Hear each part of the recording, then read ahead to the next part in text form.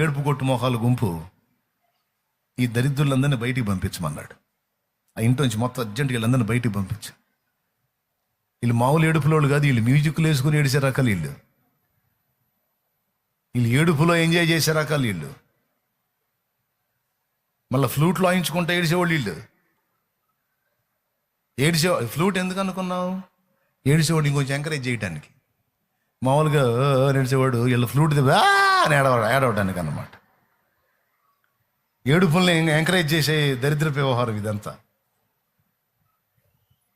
కావాలంటే చూడండి, అక్కడ ఉంది పిల్లన గ్రోవులు వాయించు.